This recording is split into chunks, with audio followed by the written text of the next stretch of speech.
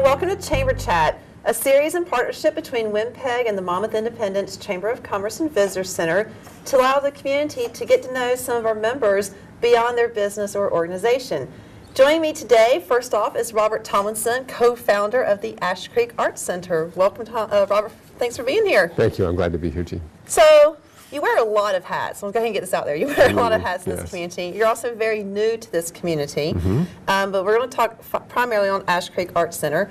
When looking to start that organization, why start that in Monmouth Independence? Well, probably preceding that answer would be why we came to Monmouth and Independence. And that's really a fair question to start with. Yeah, so maybe that builds the foundation for the rest of the conversation. Margaret and I moved from Portland, and we were looking for a more rural environment. Margaret being your fabulous wife. Yes, who you had on last week. And we wanted a place that we could walk around, be less dependent on the automobile.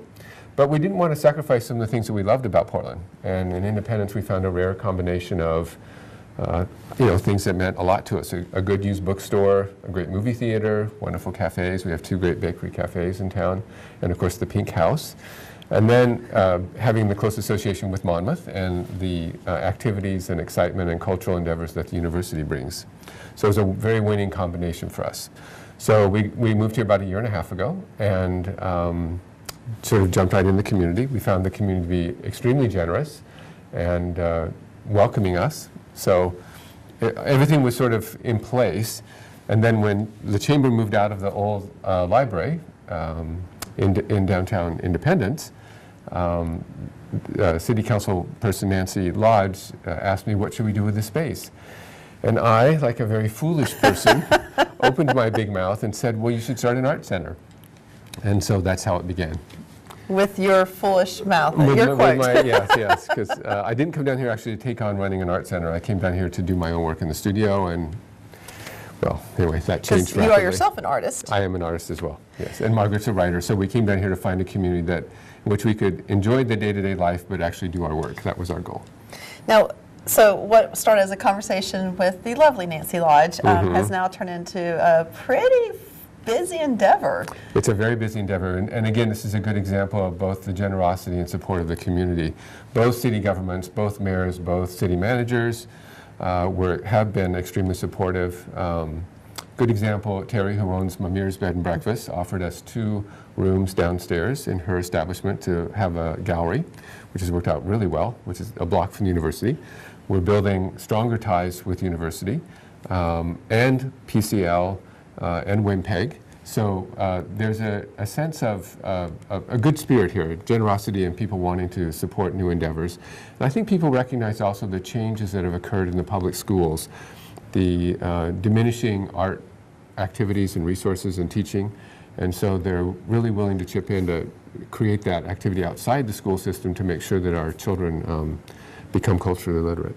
Now, Ash Creek Arts Center, really a new organization in our community, just still growing and developing, obviously kind of formulating the foundation, but has already been off to a tremendous start with the opportunities that you've provided as far as classes for different ages, variety of classes that have been offered.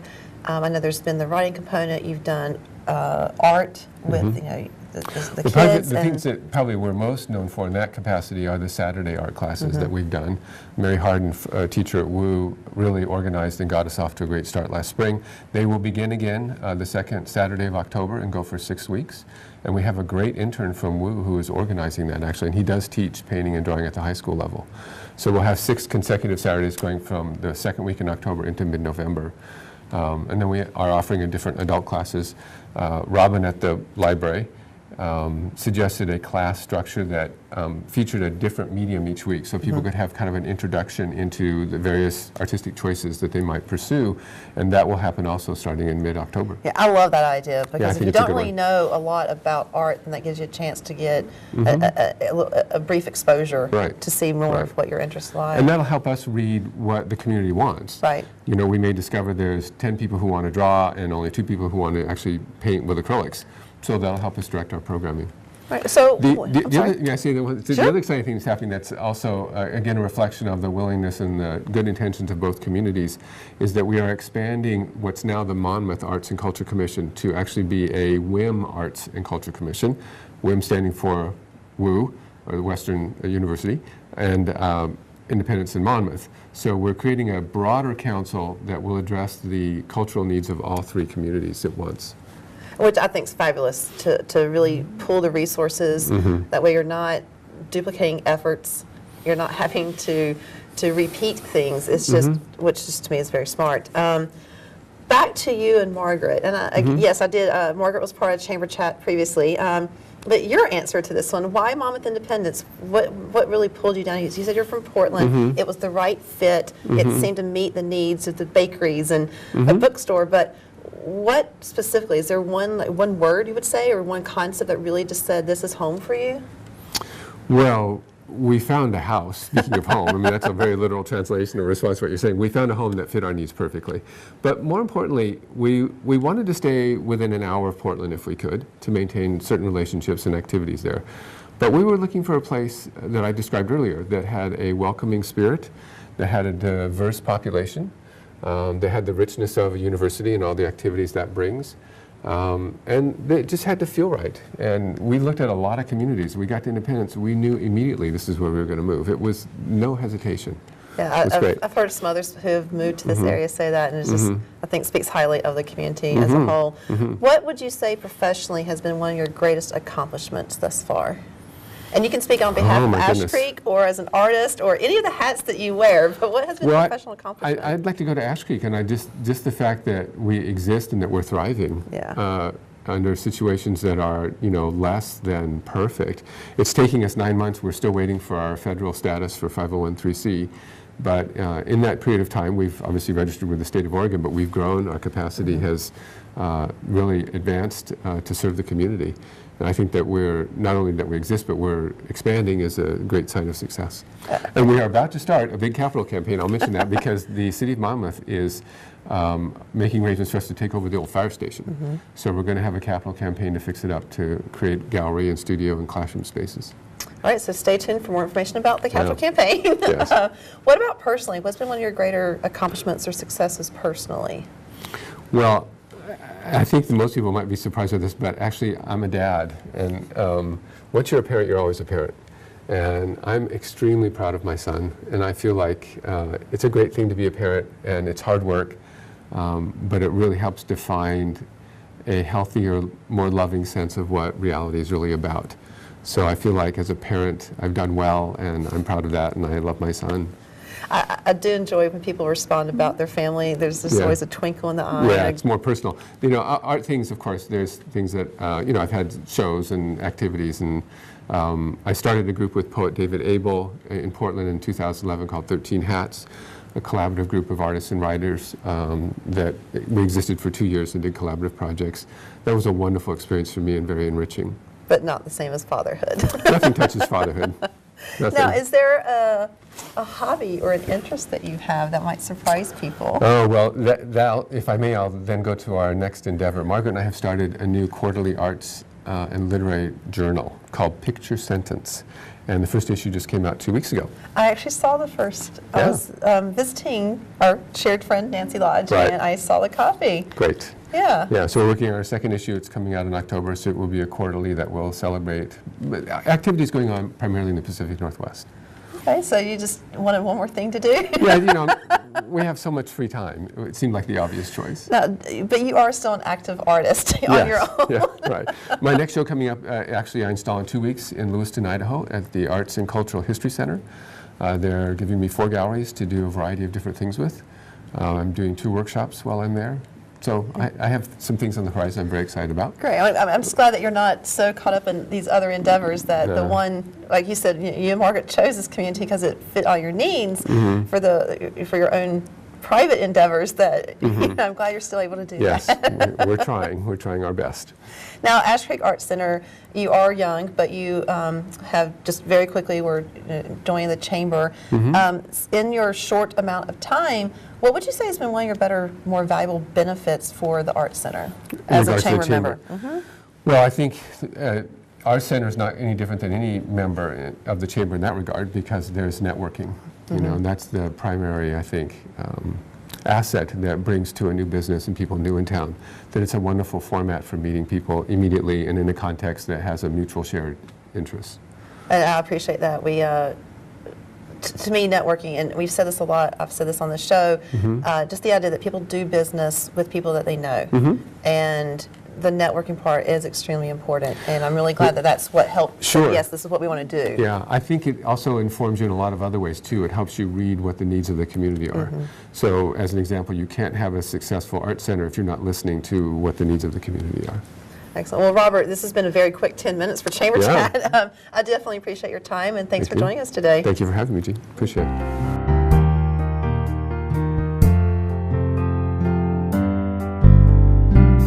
Welcome back to Chamber Chat. Joining me now, I have Tom Pell, who is the owner of Monmouth Hardware. Thank you, Tom, for joining me. Thank you. Nice to see everybody.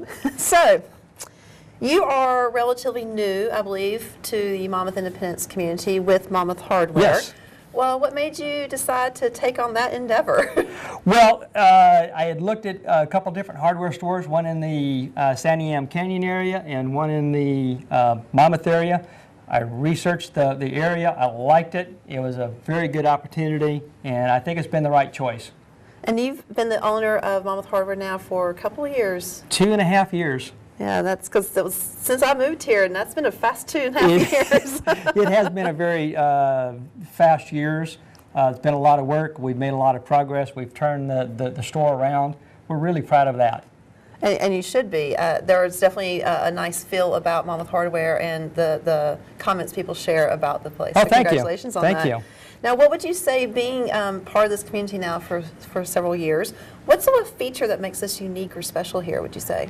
You know, I am so impressed by the students of Western, and really the people in general, because everybody's very thoughtful. They're very friendly. I can talk to a student on the street, talk about their classes, their tests, Right. anything else, and they're very open to conversation, where most other cities, they're not quite as conversive. So you like the ease, the pace of the conversation, where people aren't in a rush to get from place to place. Exactly, and it's definitely a hometown feeling. I agree. That's definitely something that makes me enjoy living here. Yeah. What would you say has been one of your greater professional successes or accomplishments? You know, I've been a contractor, and I look at the things that I've constructed and solved problems, but I think I'm working on my biggest accomplishment now with Monmouth Hardware, because we have actually taken it from a store that was on decline, and now we're back up to being a hardware store again. Inventory's back up. People are really enjoying the knowledge that we have, the friendly employees that I hire. It's just an all-around deal, and people are really responding to what we've done. Now, you do have the background in the industry. You're not Yes. just someone who's, hey, I want to have a hardware store. Tell me a little bit, if you don't mind, about your contracting background. Spent 15 years contracting. I went from the hardware industry, which I spent 18 years in that, retail, wholesale, and I figured after I lost my last hardware job that I can tell people how to do this. I think I can do it myself. So that's what I did, and went from handyman to general contractor, and then very end of my career, I was working for another contractor. I was his right-hand man, foreman, whatever. Just gravity got the best of me, and I broke my wrist. Wow. So that's how I got back in the hardware business. Yeah, a broken wrist does not help one in the No, you can't field. swing a hammer. No, no. More challenging. We were talking off camera. I am not a very handy person in the sense of just building things and whatnot. It's just not something that I've done. I did take shop class in middle school, and, well, it was a class. But your background does give you that opportunity or that ability. So when someone like me comes into the store and doesn't really know what to call the right gadget or the right tool or the right item, you're really good at helping figure that out for people. Yes. Where that comes from is just repetition. It's also listening and asking the right questions. I told my wife that being in the hardware industry, you kind of had to be an interrogator because you got to ask all the questions because somebody doesn't know what to ask for. And so the more questions you ask, the more you get information, and you're able to get the customer the right product for the right job or the right tool, or turn them in the right direction. So customer service obviously is important to you, and taking the time to actually help the people and meet the needs that they have. Absolutely. And that's one problem that we see in today's economy. Most of the retail stores, they're understaffed. People don't know what's in the store because they're so large, or they're not knowledgeable in how to use the product. And with my store, and again, I started in a store that was full serve, and probably going to be serving till the day I die. I really enjoy helping the customer to find what they need for the right product, and I don't try to oversell them. If they've got a washer that's out on the faucet, I sell them a washer. I don't sell a whole new faucet. And that's great, because that's not true in other places where I've lived. That has not always been the case, again, not being the handy person. Now, not only have you been very successful with Monmouth Hardware, you've been a great supporter of the Chamber. You've helped us for 2 years now, done a lot of work with our Chamber float. In the 4th of July parade, we now have a float, and you've been great as far as physically with the product, but also with the actual labor, and Sure. we're very appreciative of that. And now we had a recent opening on our board, and you now are on the Chamber board, Yes. filling in that vacancy. What would you say for you has been one of the greater values of being a Chamber member? What's one of the better benefits for you? I think one of the benefits that I've really received from the Chamber is your knowledge, or the director's knowledge, that how to market my business, what's available to market my business, i.e. The Chamber signs in town, the Independence Movie Theater, the Chamber rewards. When you're a business owner, you wear so many hats, you don't have time to do advertising, or you don't have that expertise. So you depend on other people to come in and say, hey, have you thought of this? And because of that, because of your knowledge, or somebody from the IO, or they help me, because I've just got so many places to put the hats. And I admit I am not a technological genius when it comes to advertising or how to reach the community. And I think with the Chamber, they give us that opportunity. They give us the opportunity to network with other business owners and run these ideas by.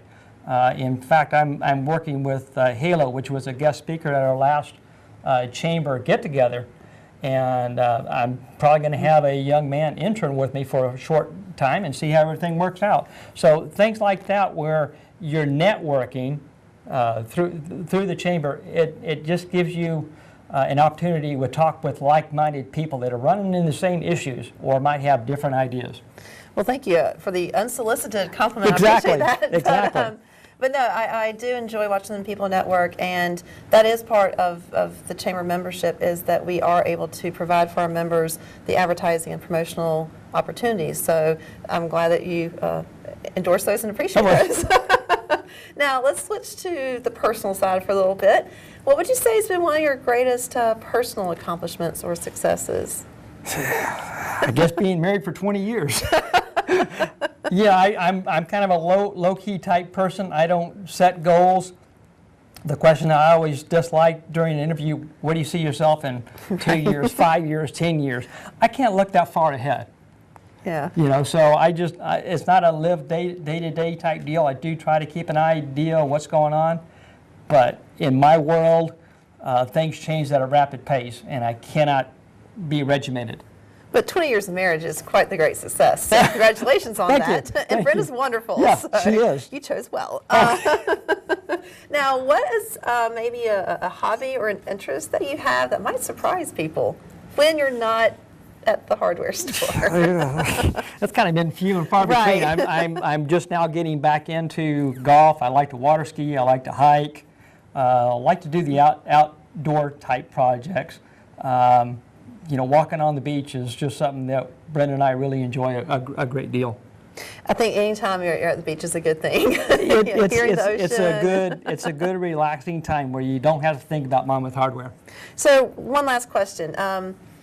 Monmouth Hardware, you've had great success in your 2.5 years. You've done a great job of reaching out to the community.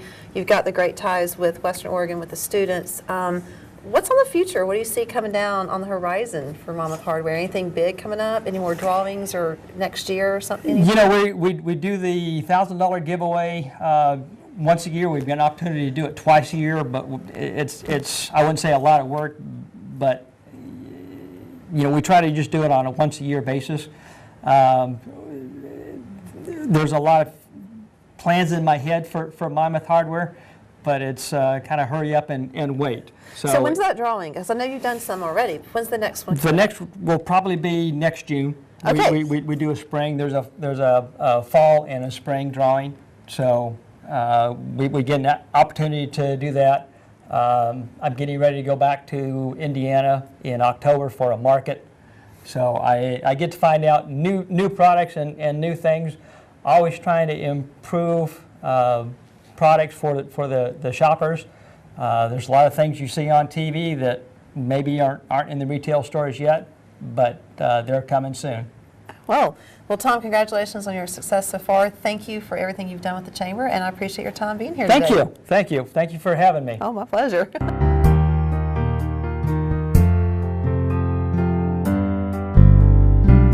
And welcome back to Chamber Chat. Joining me now, I have Peggy Smith, who is the curator of our Heritage Museum. Thank you, Peggy, for being here. Thank you for inviting me. My pleasure. Now, you're not originally from the Monmouth Independence area. What brought you to our community, and then how did you become the curator of the museum? What brought me to the community, basically, I grew up in Alaska, and my partner at the time, his stepdad passed away, and so we ended up in LA, and there was no way I was going from Alaska to smog. So we just drove up the coast until we could all agree on something, because she said she would never live in Alaska. So we ended up in Winchester Bay, and then that relationship ended, and I moved to Independence because it was halfway between my husband's job and my job.